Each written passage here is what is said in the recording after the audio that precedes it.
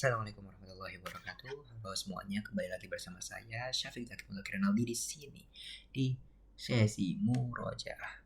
Ya, jadi kali ini aku bakal murojaah salah satu buku yang telah lama aku tinggalkan, aku bengkalaikan, yang terbengkalai buku ini, tapi aku kembali di sini untuk membacanya kembali, yaitu adalah Cable. Jadi tanpa berlama-lama lagi, mari kita murojaah. Apa yang bakal aku murojaah di sesi kali ini? Ya, aku sekarang akan murojaah Campbell di bab berapa nih? 2.3 yang bertajuk Introduction of Metabolism. Ya, jadi pada kesempatan kali ini aku baru saja belajar mengenai metabolisme. Jadi, apa sih itu metabolisme? Metabolisme itu adalah keseluruhan reaksi kimia yang ada dalam tubuh kita. Jadi tubuh kita itu untuk melakukan suatu usaha, untuk melakukan suatu pekerjaan, ia membutuhkan perubahan di dalam tubuh kita. Agar tangan ini bisa bergerak seperti ini, agar tangan ini bisa bergerak seperti ini, agar mulut saya ini bisa bergerak seperti ini, itu membutuhkan perubahan. Nah, perubahan apa? Perubahan energi-energi yang ada dalam tubuh kita, yakni di sini ini adalah yang dimaksud adalah energi kimia. Nah, karena kita akan belajar mengenai energi, maka tidak pantas dong kita mempelajari lebih lanjut tanpa kita mengenal terlebih dahulu apa sih itu energi. Jadi pada kesempatan kali ini kita akan belajar juga nih, karena metabolisme itu berkaitan erat dengan nama energi, kita juga belajar apa sih itu energi dan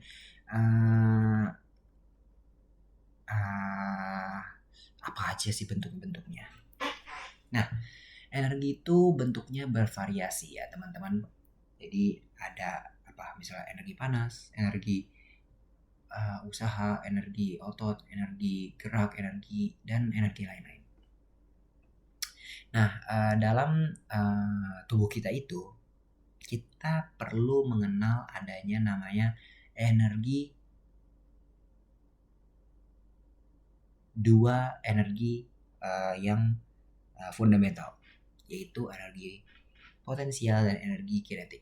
Apa sih perbedaan antar keduanya? Karena mungkin sejak kita menduduki bangku SMA kita sudah mempelajari tentang energi, tapi itu hanya masuk telinga kanan terus keluar telinga kiri, dan mungkin juga kita juga belum ngerti sepenuhnya apa sih perbedaan antara keduanya. Jadi simpelnya, energi kinetik itu adalah energi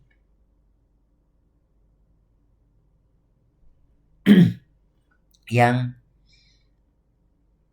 ada itu karena adanya pergerakan.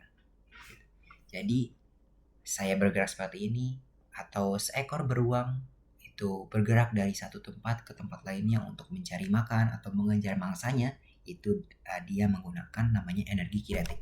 Energi tersebut disebut energi kinetik. Jadi semua pergerakan yang ada di muka bumi ini itu disebabkan adanya energi kinetik. Nah, salah satu bentuk energi kinetik yang paling populer adalah thermal energi, namanya energi thermal. Nah, energi thermal ini ketika dia berpindah dari 1 meter itu apa ya? 1 orang, atau kita bilang 1 organisme ke 1 organisme lainnya, atau dari 1 benda ke 1 benda lainnya, itu disebut sebagai heat. Jadi kita udah mengenal energi kinetik. Yang populer itu adalah thermal energi, dan kalau misalnya thermal energi ini berpindah, thermal energi ini dia tuh disebabkan adanya pergerakan dari atom-atom yang ada di sekitar kita gitu. Karena kita sendiri terbuat dari atom. Kemudian di sekitar kita ini mungkin banyak eh, atom-atom udara atau atom-atom oksigen atau atom-atom karbon dioksida yang bergerak dari uh, satu tempat ke tempat lainnya. Nah, kalau misalnya energi-energi ini saling bertuburkan kemudian mengakibatkan suatu pergerakan, maka ini disebut sebagai energi kinetik. Makanya energi kinetik yang paling populer adalah thermal energy. Nah, thermal energy kalau misalnya dia berpindah atau bertransformasi dari satu energi atau dari satu benda ke tempat benda lainnya, itu disebut sebagai heat. Oke. Nah, kita berkenalan dengan energi satu lagi, yaitu energi potensial. Apa sih itu energi potensial? Jadi energi potensial itu adalah energi yang ada diakibatkan karena posisinya, gitu. Simpelnya seperti itu. Jadi misalnya ada suatu bola yang ada di atas bukit dan ada bola yang ada di bawah bukit. Nah, keduanya ini memiliki energi. Nah, keduanya ini misalnya posisinya diam. Nah, jika dibandingkan, maka kedua ini memiliki energi. Tetapi karena adanya perbedaan posisi antar keduanya, yang satu lebih tinggi dibanding dengan yang satunya, maka energi bola yang ada di atas bukit itu lebih tinggi dibandingkan energi bola yang ada di bawah bukit. Gitu. Nah, selain itu, energi ini juga bisa diakibatkan karena adanya struktur yang berbeda. Gitu. Misalnya,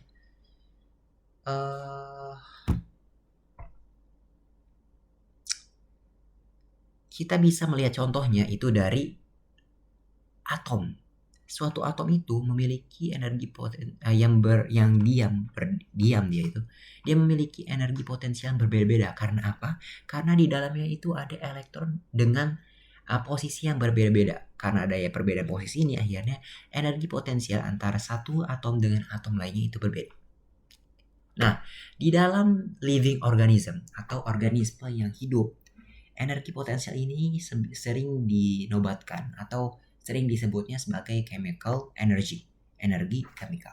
Gitu. Jadi peneliti-peneliti biologis, and mungkin chemistries juga mungkin ya, nggak tahu. Mereka itu memanggil atau menyebut potential energi pada living organisme atau organisme yang hidup itu sebagai chemical energy. Nah, kita udah belajar apa aja energi-energi yang perlu kita ketahui untuk mempelajari metabolisme. Selanjutnya kita belajar gimana sih sebenarnya energi itu akhirnya bekerja pada tubuh kita. Bagaimana akhirnya itu energi-energi tersebut dapat bereaksi dalam tubuh kita. Kenapa kita makan kemudian kita bisa berlari? Kenapa kita berlari kemudian kita kelaparan? Gimana sih itu? Nah, untuk menjawab hal tersebut kita memerlukan dua hukum yang kita pelajari. Kedua hukum ini kita sebut sebagai termodinamika. Seperti namanya, termo itu artinya thermal, suhu, dinamika artinya adanya pergerakan.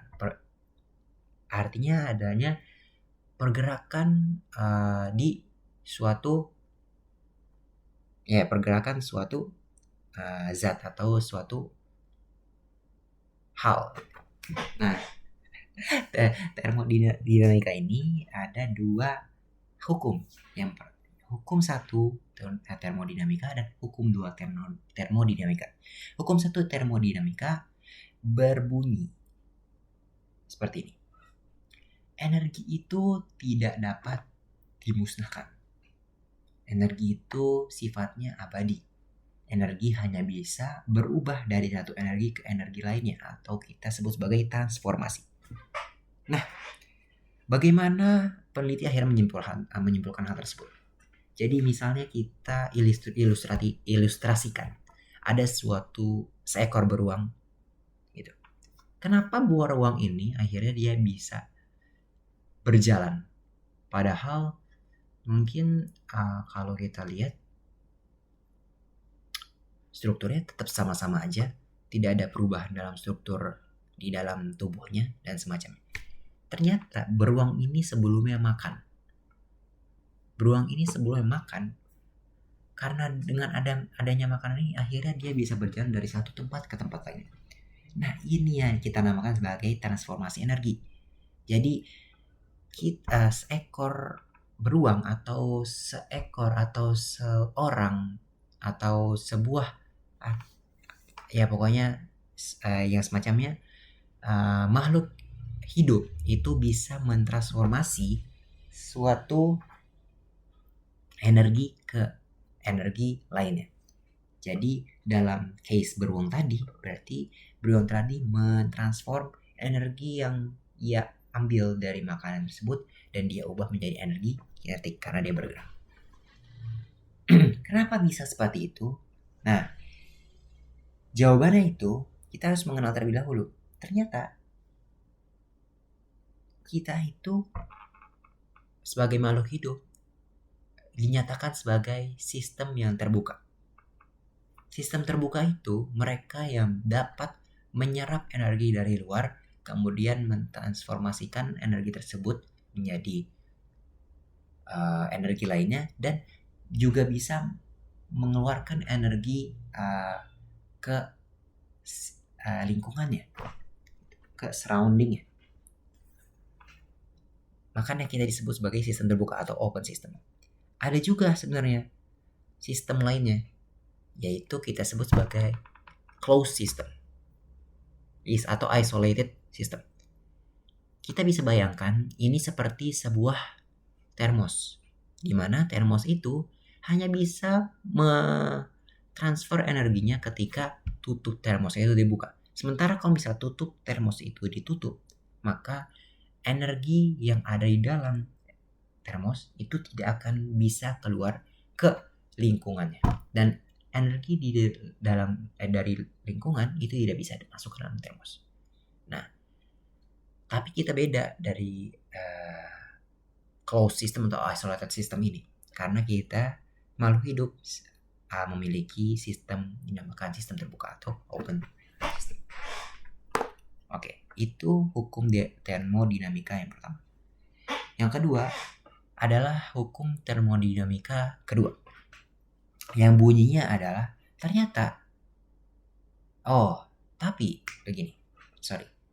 tapi dari sana muncul pertanyaan, kenapa kita tidak bisa cycle atau mensikluskan energi tersebut agar kita tuh tidak habis-habis itu energinya gitu.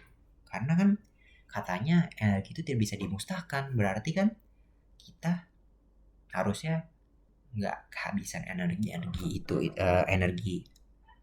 kita nggak bakal kehabisan energi kalau begitu kan. Kalau gitu dong, tinggal mensikluskannya saja. Ternyata jawabannya itu ada di hukum termodinamika kedua, karena ternyata sebagian besar energi yang kita transformasikan itu berubah menjadi energi-energi yang tidak bisa kita gunakan. Misalnya tadi contohnya seekor beruang, dia makan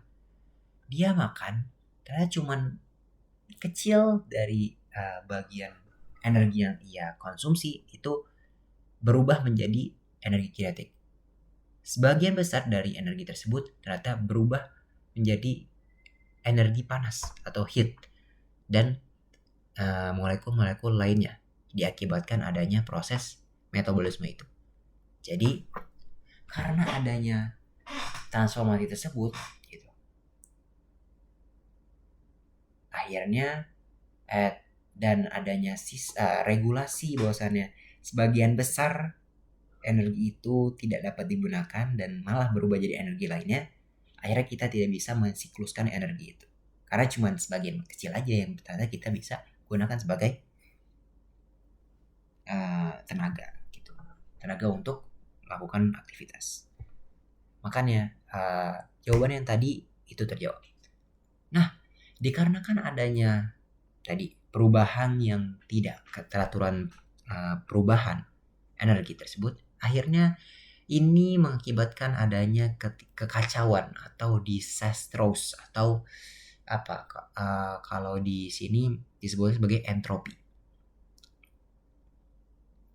Jadi makhluk hidup itu bisa mengambil energi dari luar dan menyebabkan ketidakseimbangan energi ya di dalamnya. Dan dia juga sebenarnya juga bisa menyebabkan ketidakseimbangan karena adanya hukum transformasi tadi. Dia makan dari makhluk hidup, kemudian tadinya mungkin surroundingnya itu atau lingkungannya itu seimbang karena dia makan, dan sebagian besar energi hasil transformasi makanannya itu berubah menjadi energi lainnya atau energi panas, akhirnya mengakibatkan ketidakseimbangan. Nah, jadi maka dari itu bisa disebutkan bahwasannya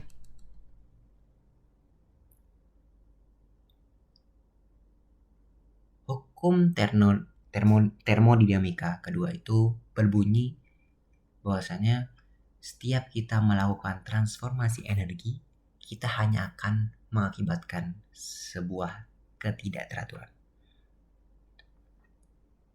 Makanya akhirnya kita tidak bisa yang namanya menghack kehidupan kita, karena memang sudah diatur bahwasannya pertama sebagian besar energi itu akan berubah menjadi energi lainnya, dan hanya sedikit dari hasil transformasi energi kita yang dapat kita gunakan secara maksimal.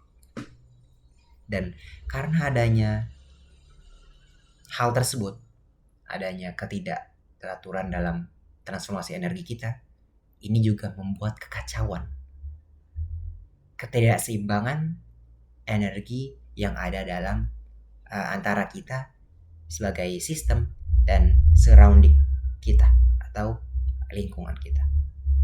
Nah, itulah dua hukum termodinamika yang harus kita pahami untuk mempelajari tentang metabolisme ini. Gitu.